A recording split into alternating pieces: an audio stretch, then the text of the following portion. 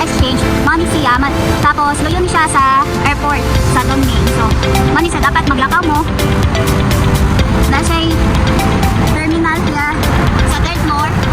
Siya sa third floor mga guys. So, dinha mong sakta sa third floor. And then, naog mo na sa exit. So, naog mo kadong din eh. And then, naog nyo mo na niya ang Happy Rich Exchange. So, ano guys, kung mangita mo Happy Rich Exchange, mo siya na. Mahal kaayo ang exchange sa sulod. So, ganyan namin nakita with me.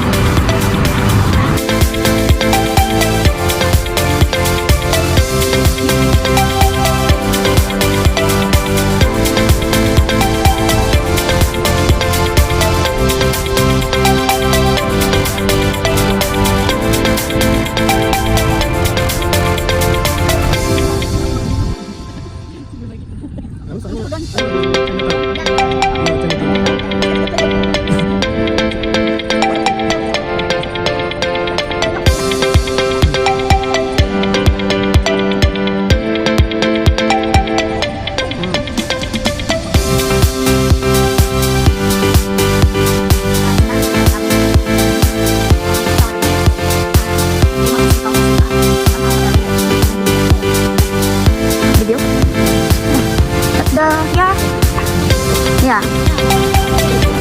So, hindi to go siya.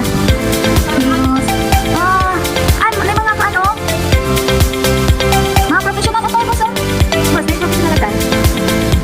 Mga professional na tayo.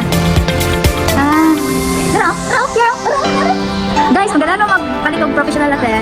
Natin here. Pero here, una ah. Nice.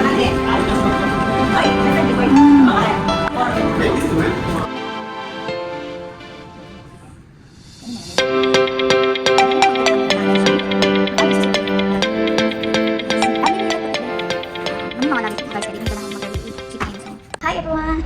Karon kay nag-vlog ko kahit nangatulog pa niya ako mga kauban. So far, mangiamong ako nipakita ninyo unsa ang room na mo and pila ni siya nga budget ang among nabayran. So, good for 2 and then good for 4 packs. So, mani siya, first kaya ako nipakita sa nasa room namo. So, mani ang first bedroom.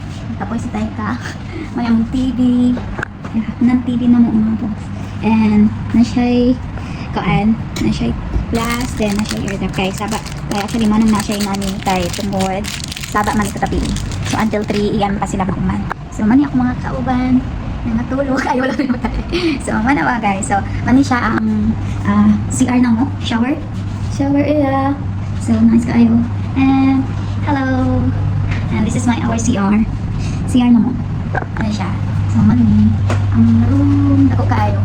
So mga boys is ang bayad na mo sa good for 2 nights is around 3,000 baht. And then ako ipakita niyo niya ang swimming pool naman siya yung swimming pool. So nagstay ni sa Kaosan Station then DND in na paan. So karon ako ipakita ninyo dakli ni siya sa along the road man siya mga boss. And then kanang sikat daw ni nga street Kaosan Streets.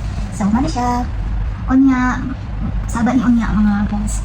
Saba kay ni unya. Karon hopefully na malingami. So ako ipa-share ninyo kung saan sa Kaosan Street and also sa swimming pools. See you there. Bye bye.